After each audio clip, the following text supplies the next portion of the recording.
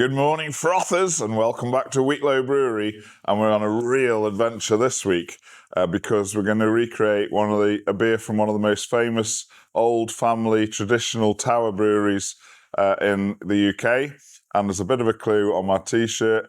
Yes, we're going to be doing a beer from Hook Norton, namely Old Hooky, which is a classic, best bitter, almost bordering on ESB style of a beer. It's a sort of mid-brown colour and quite smooth, easy to drink, about 4.6%. So we better do some research, look into the recipe and see what this beer is all about. Then we're going to brew it, we're going to drink it, taste it next to the real thing and see if we've got anywhere near.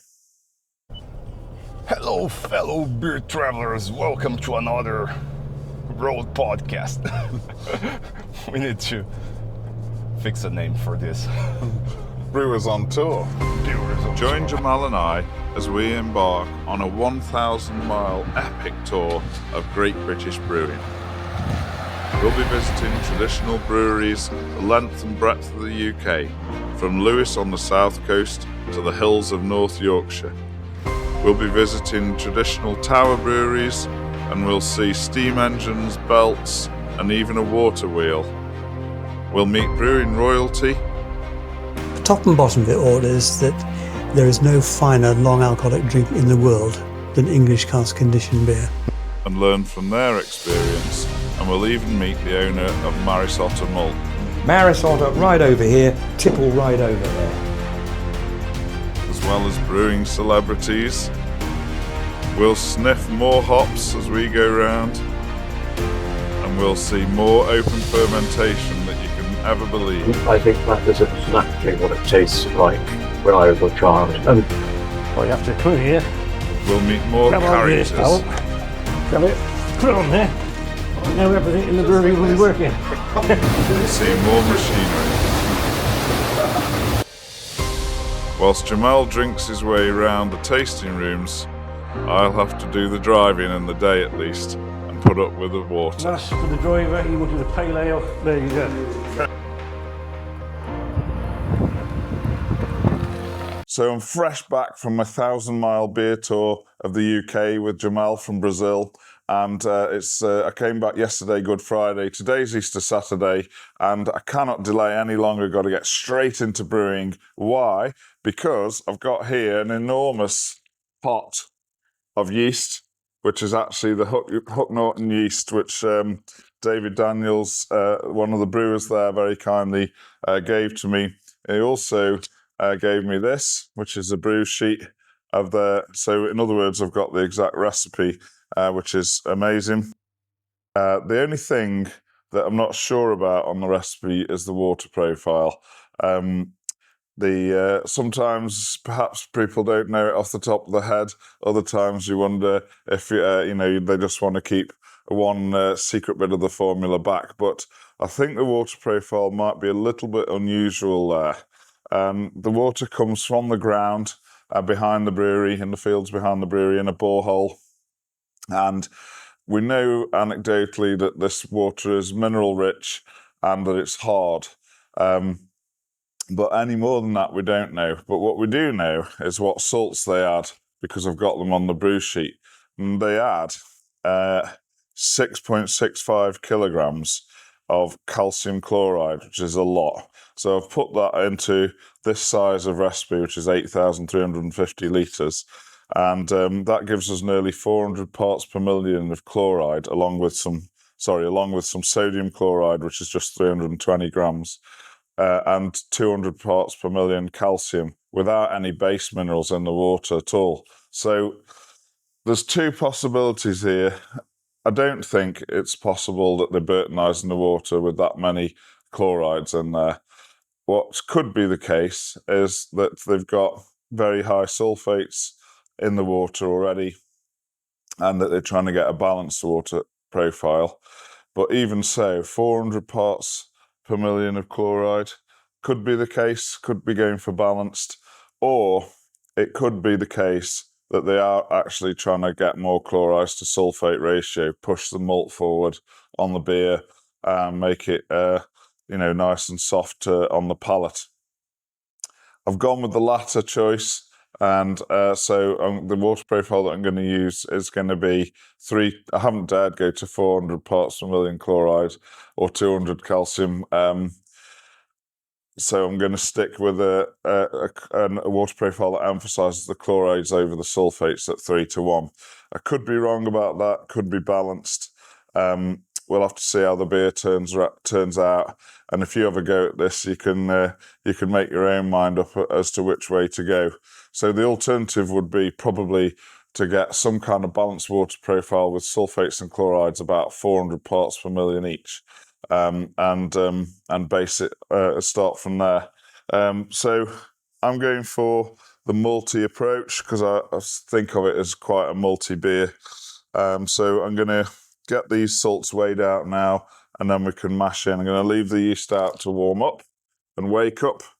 I had to drive around with it for about 7 days, so I had a keep cool bag in the car, and I had to keep buying packs of ice cubes from supermarkets, which leak.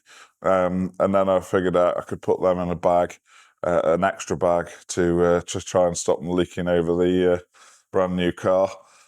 So it was an adventure transporting the yeast around, and I certainly don't want to waste it by leaving it any longer. So hopefully that will give us a good pitch for this beer. So really excited to brew Old Hooky and to have the actual yeast from the brewery, the actual recipe. We're guessing the water profile, but it's an educated guess. It's really gold dust, and we should be able to get this one quite accurate. The only thing I can't that I'm a bit concerned about is when I've put the malts in to Beersmith, which is and the use of medium crystal at 10%, then the colour in Beersmith says it's quite low. It's about, I think, 22 EBC. But the official target for Old Hooky from Brewery documents is 37 EBC. So that's quite a lot darker. I've checked it at the full volume in case I've scaled it wrong or something, and it still comes out at that colour on the software. But I can't bring myself to tweak that with black malt or something like that, or chocolate malt, because I've got the recipe in my hand here. So we'll just have to see how that turns out. I mean, could be that the particular kettle gets some quite aggressive caramelization of the wort, or certainly that could contribute some of that difference, but I wouldn't have thought all that much. It just depends, I suppose, how the crystal performs in the mash in terms of colour extraction. So we're going to have to see how we get on with that. We may end up with a paler beer, but I can't just work out why. So we had a great time in Hook Norton. We weren't able to meet James Clark on this occasion because driving a fire engine to Ukraine, which he apparently does quite regularly. So we just went on the standard tour for this one. But Jamal and I, after the tour, did have some real quality time with David Daniels, one of the brewers there. And he was very kind to give us the yeast, the information we needed, and the recipe sheets as well. So yeah, looking forward to this one. So the recipe is 88.3% Maris Otter Simpsons. Actually, they do use crisp or Simpsons. They have one silo of one and one of the other, and they alternate them. So you could have used either, of course. We're using medium crystal from Simpsons at 175 EBC, which is just under 10%, and then a little bit of acidulated malt. The one that they specifically use is Dixon's enzymic malt, which is a Simpsons product, but you can't really find it very easily on their website. I could ask the malt miller to source that for me. I'm sure they would be able to do so, or maybe they've already got it, but I couldn't see it. However, I've got some Vehemen's acidulated malt in stock. So for what bit it is, which is half a kilo in my case, so 1.8%, I'm going to stick that in, and that will help us to keep the mash pH down. And in terms of the hopping, they do use whole leaf hops right throughout the process. Now, I think that is important, but I haven't got all of the hops in whole leaf in stock. Bear in mind, this is Good Friday today, so I can't really wait 3 or 4 or 5 days, whatever it'll be, to get some new ingredients with that fresh yeast sitting in my fridge that's already a week old. So I'm going to use pellet hops in the boil, 60-minute boil, 11.8 IBUs of Fuggle, 10.3 Challenger, 10.3 East Kent Goldings, all in pellet in the boil. So I've reduced the quantity slightly to take it into account the fact that they're pellets and not leaf hops, to just try and take that harshness down. Although I should be getting the right IBUs. And at Hook Norton, they use a hop back for the hops, the late hopping. So I'm going to mimic that by putting some whole leaf hops in the boil at knockout temperature, and that's just 30 grams or 2 IBUs of Goldings. So I'll put that in a bag in the leaf form, so that the delicate hops at the end, we will be using leaf. So hopefully we will get that subtlety that we're looking for. The yeast, of course, I've got the Hook Norton yeast, which they describe as whitbread strain. I think there's more than one yeast that's is a whitbread thing, because there were multiple yeasts in that within that company. So, but I do know that it's so the exact strain is NCYC 72, which is in the National Yeast Collection. But for your purposes, if you want to have a go at brewing this beer, I've had a look at some similar yeasts that you can get off the shelf to make the job a little bit easier. So I think you could probably use something like WLP 007. You could use WHC Bond. You could use Y Yeast 1098. Or you could use Nottingham or even SO4. So there's plenty of yeast you can go to. Basically, some kind of fairly fast-working British ale yeast with a fruity character that will flocculate well at the end. And I think you'll be fine with any of those yeasts. Actually, very excited to see how this one performs at the homebrew level. And theoretically, should be used to their beer, but it's not used to my equipment. And time after time, as we went round the breweries, they talked about how the yeast had got used to their beer, got used to their equipment and everything, as though it kind of shaped itself or interlocked with how the brewery operated in terms of equipment and recipes. So that was really interesting. And now, another really important thing that we saw at Hook Norton is that the fermentation is open. We get terribly cautious about this, don't we, as home brewers? But I'm going to go for it this time. I'm going to have the lid off, and we're going to just ferment it completely open and see how we get on.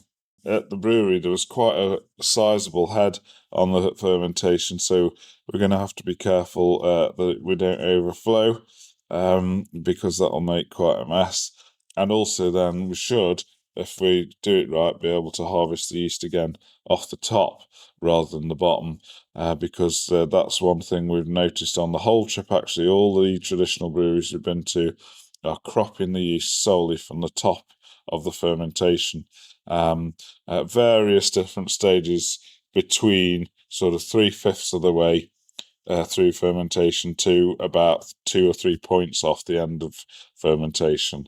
So we're never quite fully at the end. So this is going to be interesting. Stick with us. We're going to mash in, brew this beer, and get the show on the road.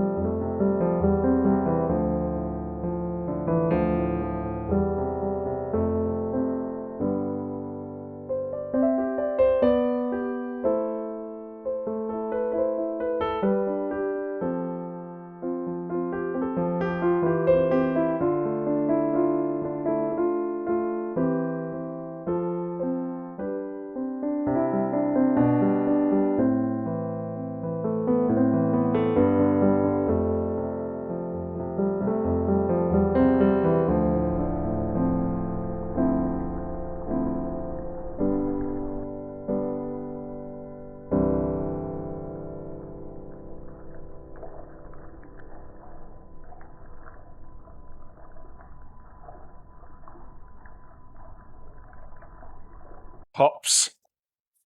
I should really be using leaf hops to match it properly.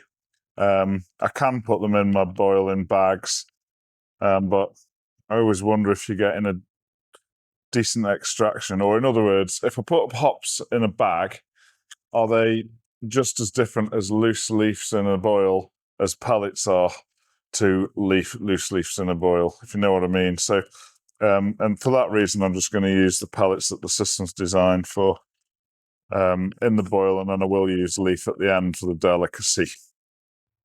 All right, so there's my hops then. I've got Fuggles, Challenger, and EKG. Not massive amounts, are they really? But it should give me the 30 odd IBUs from that lot. And then a couple of IBUs from the late edition, giving us around 33. So I'm going to stick those in now and then leave it to get on with the boil.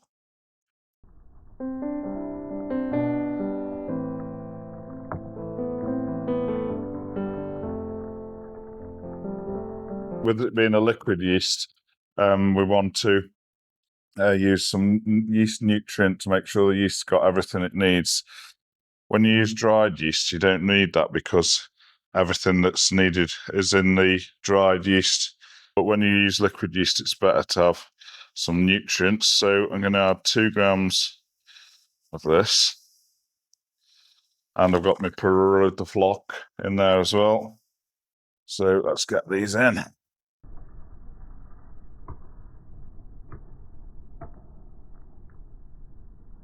And these are the leaf hops for the Whirlpool edition.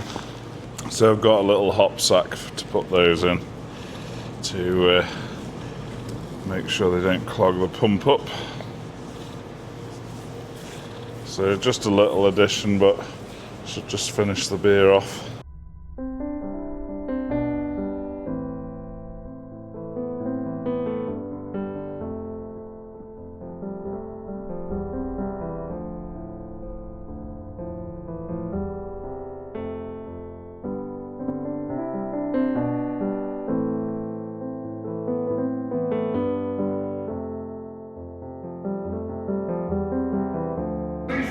As always, to keep liking, keep sharing, keep subscribing, but most of all, Muttonistas, don't forget, you can't beat a bit of mutton.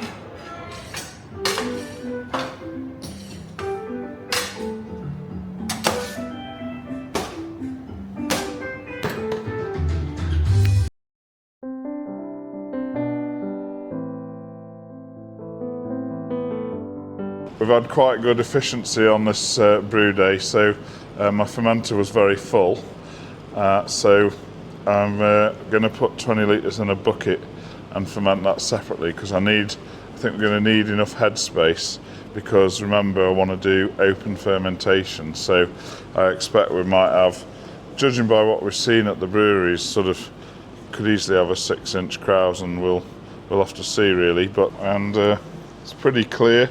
Hasn't really the cold break hasn't settled yet, so I imagine that will probably be pretty clear by the time that happens. And obviously it tastes sweet, but with a bit of bitterness in the background. So I think it's going to be quite good. Hopefully this yeast is going to work well, and I think we can go and put that in now.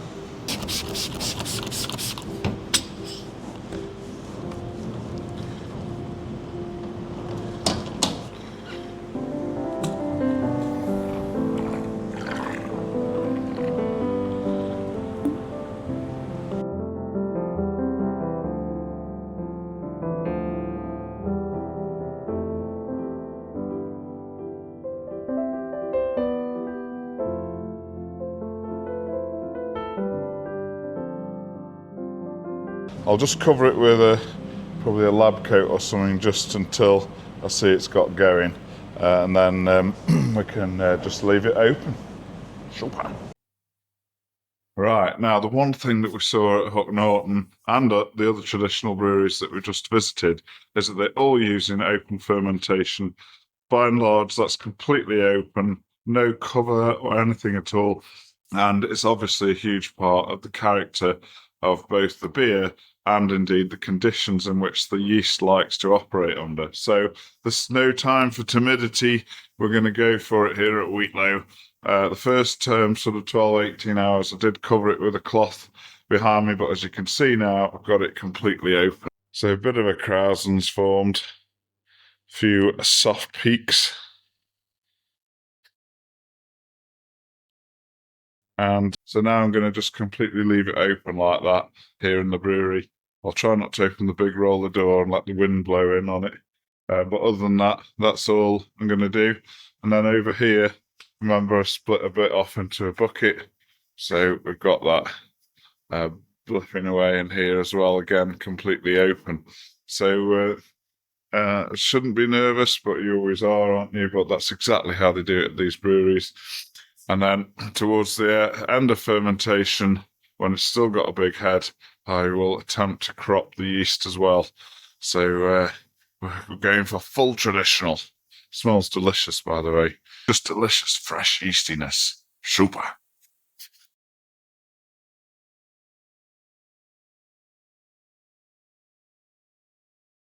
Right, 48 hours into the brew and it's definitely alive. It's frothing over the side of this fermenter and it's going to give me a bit of a clean-up job.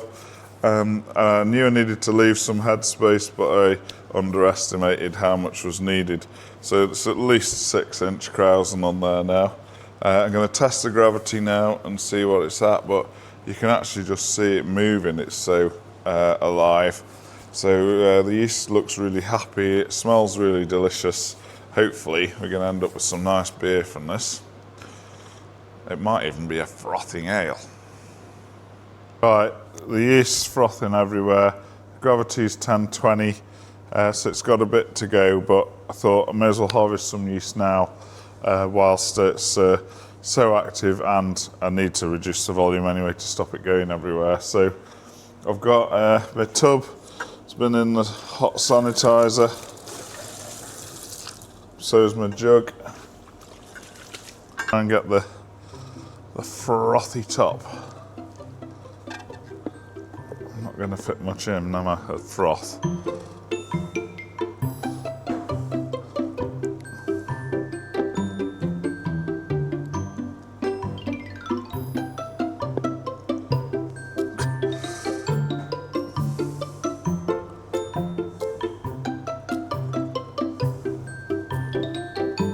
It's all good stuff there, I think, isn't it?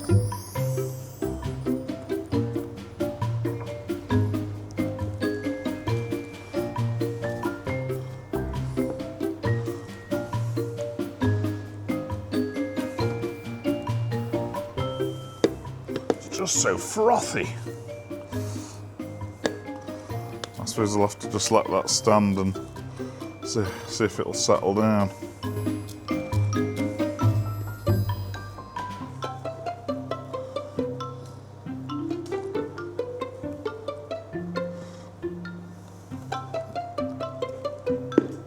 That's why you wait a bit longer until it's perhaps less frothy when it's nearer the end. Maybe get a cleaner harvest. Anyway, I'll see if I can clean this up a bit. So just skimmed the yeast off again. This time I've used a bigger receptacle, and just like the brewers do, I'm going to chuck this, no lid on, in the cold room and let it settle down, and then once it's settled down a bit, I'll put it in my jar. Is Whitbread, or was Whitbread, and then it's stored for us by Yeast Bank, and they cryogenically freeze it and hold it, and then I order some and they send it out, and then I grow it.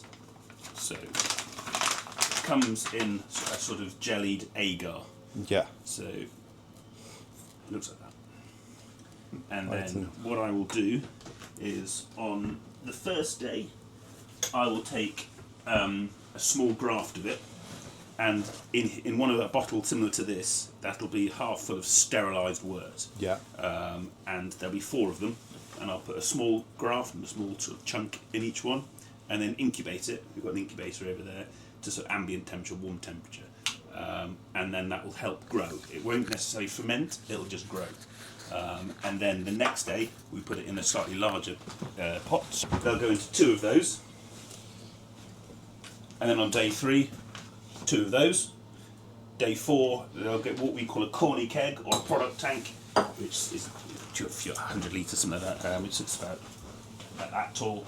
And then the next day, it goes into our what you saw earlier on our 5-barrel yeast propagator, and it goes in there for 2 days. And it's there to grow and bud and make. So it will ferment a little bit. You manage the yeast here. Yes, yeah. It's all done in house, and then that's pitched into the vessel, and once that's fermented, and we need that from that vessel, skim it off, and that's the start of that's generation 1. Yeah, like. that's exactly what I did, because I took the yeast on a bottle here in the UK, and I put it in the agar's length like this. Yep. And back home, I start to propagate 3 times as you did, and you get like pH 3.8, and I was like, oh, that's good. That's for nail yeast. That's the standard. So we have. This is our, if you want, this is our spec, if you like, for progressive beer. From treated water, raw water, and then so that's mash, and then that's first runnings. So the first runnings of the sort of the run off, the first run off, we expect it to be in that range there, and then last runnings between there, pre-boil between there, post-boil between there, and then end of beer or finished beer, 3.7 to 4.2, and that is recorded every day, and it is plotted. So most of our stuff is normally perfectly in spec. Occasionally you might get a slightly one that is higher or lower. We can do things like adjust salts, we can adjust the water, and often it's the style of the beer. Sometimes, for example, our lager, because we add salt later on in the process, it's always going to be slightly out. But again, these are just guidelines, and we can sort of change ingredients, or we can look to adapt. But ultimately, if the end product tastes fine, is acceptable, and it's within that, the goals should taste good. Thing, that's fine, and that's where this comes involved. So this is all this end is products, amazing, and they're all so sometimes they might be red here. What means but red? It's not that it's out in the range. It's out of spec. Yeah. But it is that's 3 So pHs, but they're only just out as well. So this is fine. This is the final beer, right? yes, Always gravity and pH. yes, yeah, ABV. ABV. Usually colour and bitterness, but we do that by sight and taste now. Present gravity and pH. Who needs a spreadsheet, eh? Oh, this is like just the density, the final. Yes, yeah. So we have we don't use this in Brazil. This is our spectrophotometer. So this is our density meter here. So that gives a more accurate version. But you can use a psychrometer, which I don't know if you've seen those, which measures the density as well. But this is just to a more finer point, and it will correct its temperature as well. So that's calibrated to measure at 20 degrees. Now I bought this Anton-Par oscillator, U oscillator for density. Quite good. Yeah, it's way better than my old refractometer. So are you the brewer here? One of the brewer? Yeah, we all have to, because we're a relatively small team, so we have to be multi-skilled. But yeah, I'm mostly cold side, because I'm mostly in the fermentation room. That's normally me, and in here, so doing the micro and doing the yeast and what have you. But we still do racking, we still do distribution, we still do hot side, and we still do filling, if you like, and cleaning, of course. And one of my goals here in the UK is to understand traditional English beer. Yep. And you have traditional English beer here, right? right? Yeah, probably quite a while here. So, so what is a traditional English beer for you? What must have, or what makes it different and special for you? It is, I suppose, sessionability. Yeah, because beer is meant to be, ultimately it's meant to be affordable. It's meant to be sessionable, so you can have a few, and social more than anything else. So a British pub, you normally go down with your friends to after work to relax and what have you. And you don't want to have one beer at 6% and then go home straight away. You want to be able to have a conversation. You want to sit down and relax. and that's what British ale tends to be. It's in that bracket of medium to low strength, so it's from 3-ish% up to sort of 5-ish%. Yes, there are sort of boundaries either side of that, which are sort of, you know, character beers or speciality beers, but ultimately the traditional British beer is a best bitter. So ours is 3.4%. It's more malt based than hop based, really, because traditionally that's how it was. And yeah, so it's sessionable. It is sort of relatively low in impact in terms of flavour. It's not going to be wow. It's not going to be blow your head off in terms of that tastes of grapefruit and this tastes of, you know, black malt and things. It'll be sort of, we use Maris Otter, which is quite a traditional malt in this country, and we use majority of our beers, our traditional beers, have 3 English hops: Goldings, Fuggles, Challenger, which are great hops, great flavours, but they're not your sort of Citra, they're not your sort of Amarillo, they're not the ones that sort of, you know, punch that pack. We do have beers that are like that because you need to spread your market. It needs to have, everyone needs to try different stuff. But I would say if you wanted a traditional British beer, it'll be our Hooky or our Old. They define the character, and they've been brewed here for years. That's nice. And I didn't have a chance to drink the mild, but tonight I will have. Yeah, we should. We'll try and get you one. So again, mild. That was a big deal for us as well. So mild was kind of took over from where porter started. So porter beers in London, when beer became huge, it was so the London workers that worked in the Docklands wanted something that was refreshing. And they'd have it during the day, so it would be refreshing. So it usually had finished fairly sweet with a high sort of sugar content left over in it, not too strong, and cheap. And they used to, you know, do a working day, have lunch, have 4 or 5 pints, go back to work, do a bit more hours, then finish work again, drink more pints. Just because, and also it was at that time it was safer than water because it had been brewed and the water had been cleaned and boiled. That's why at the time before then the water wasn't. And then sort of to follow on that tradition, then especially in the Midlands, mild was very popular for the similar reasons. It was cheap, it was low strength, it finished sweeter, and it was low impact on flavour, so you could have a few. And yeah, I think it was back in the sort of 60s, 70s. We were selling to the working men's clubs in Coventry and Birmingham.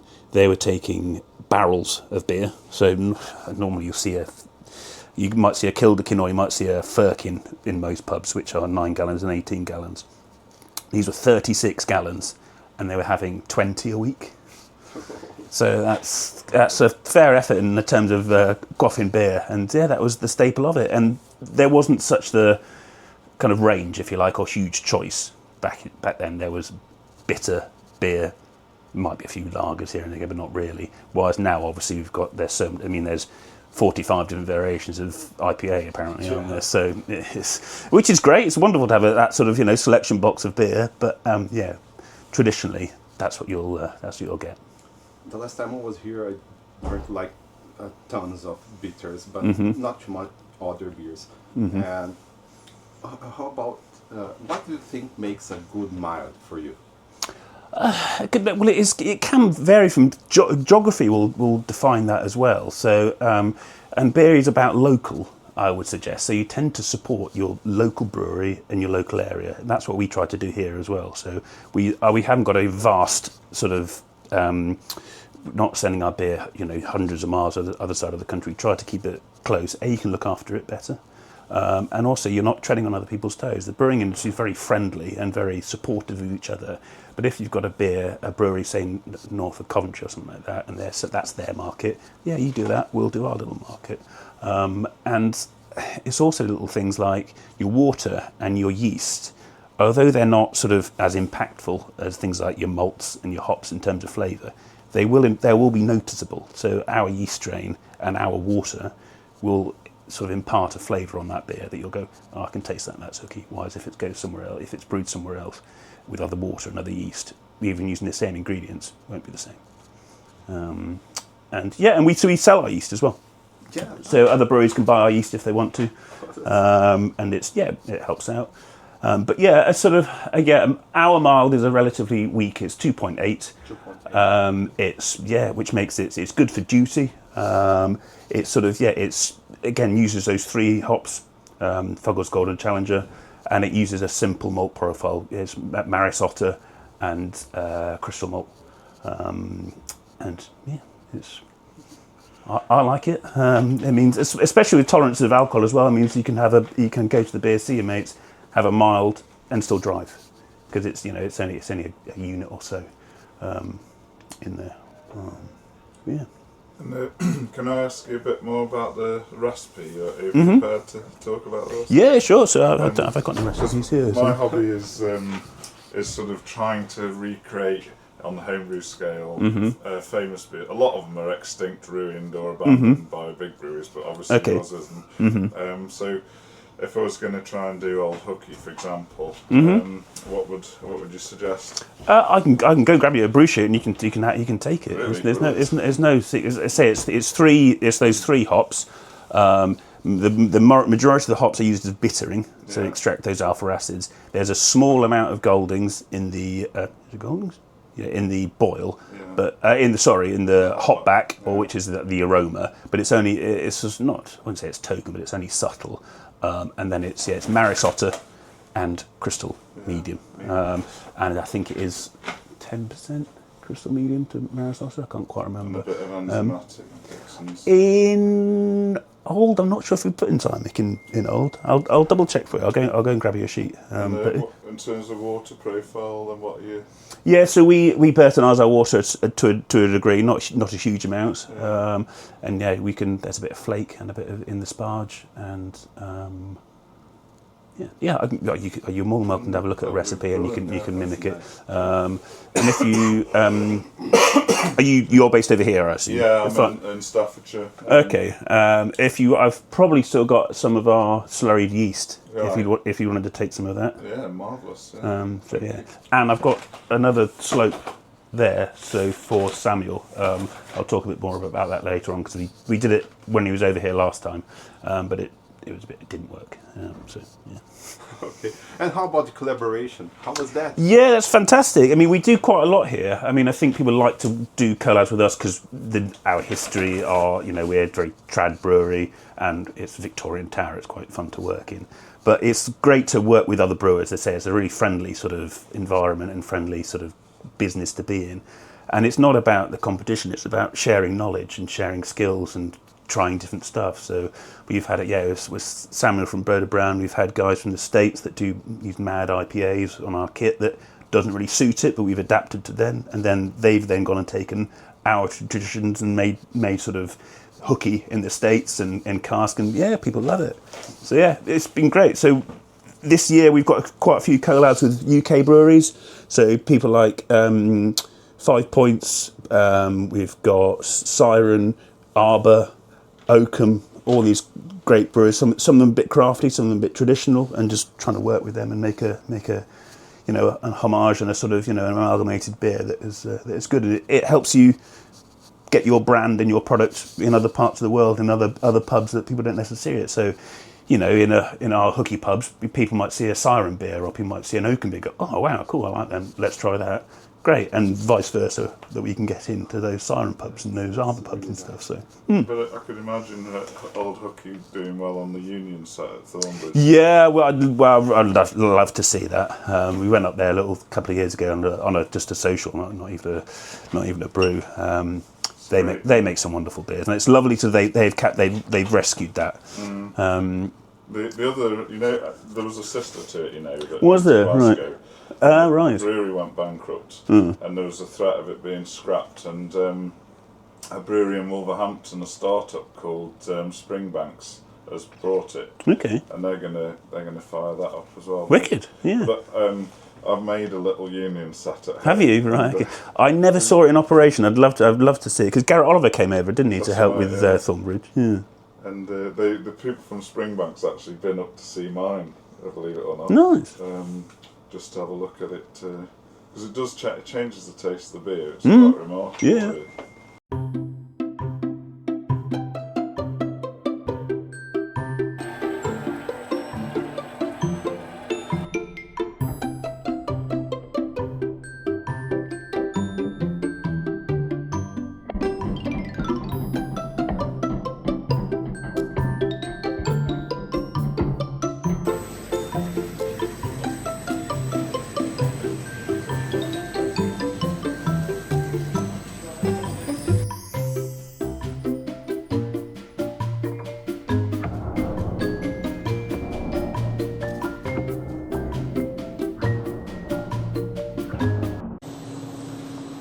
Right, it's only 8 days since Easter Saturday when I brewed Old Hooky, and here it is in the glass.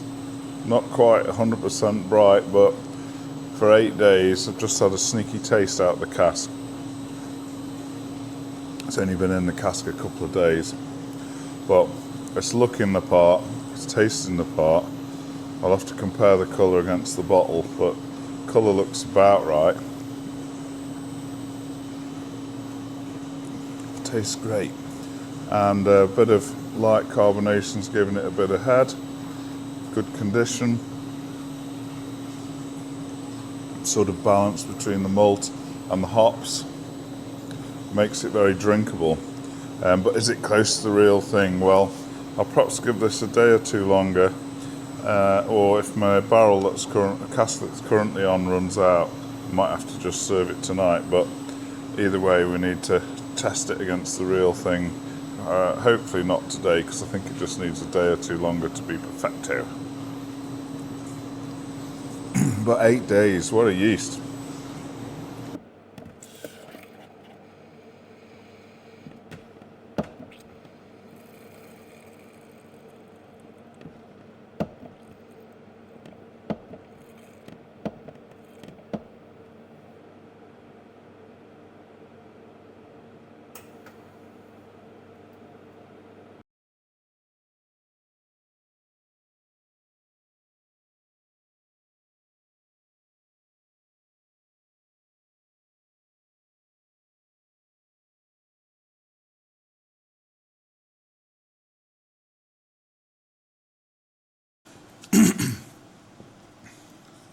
Right, frothers, I've got a pint of Old Hooky, which is homemade, and looking pretty good. It's only 9 days since I brewed it, so it's fairly clear. Another day or two and it'll be pen bright, but I literally can't wait any longer. Dying to have a go at it, but I've also got a bottle of the real thing, so let's get that in the glass as well. Pour it from a bit of a height to defizzing. I know it looks ridiculous, but it helps just to remove some of the carbonation, to make sure that that's not what we're tasting so much as the beer itself.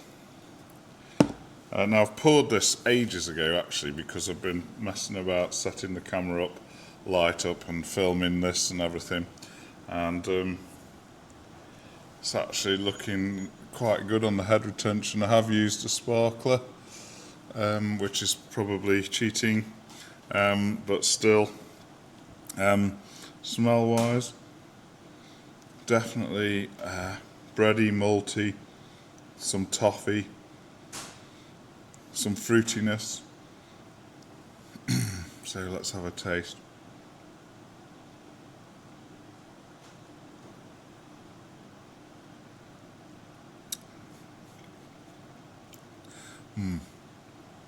Beautiful and balanced, soft, easy to drink, maltiness, a bit of lingering bitterness. Very balanced and easy to drink pint indeed. And let's have a go at the real thing. Oh, let's compare the colour.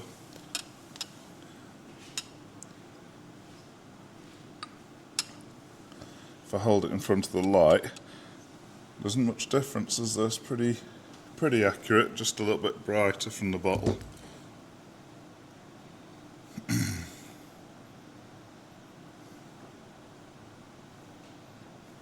I'm smelling a bit more hoppiness on this one.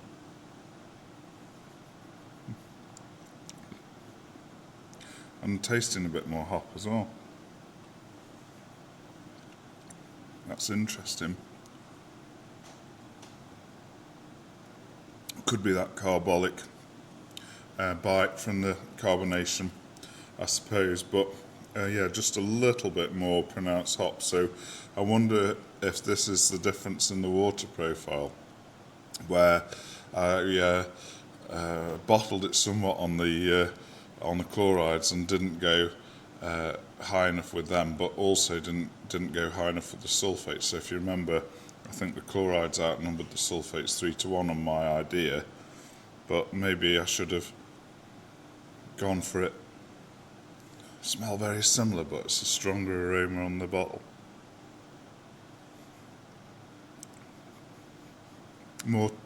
Bit more kind of toffee flavour. And a bit more soft and balanced. That's probably the chlorides to sulfate ratio, perhaps, I don't know.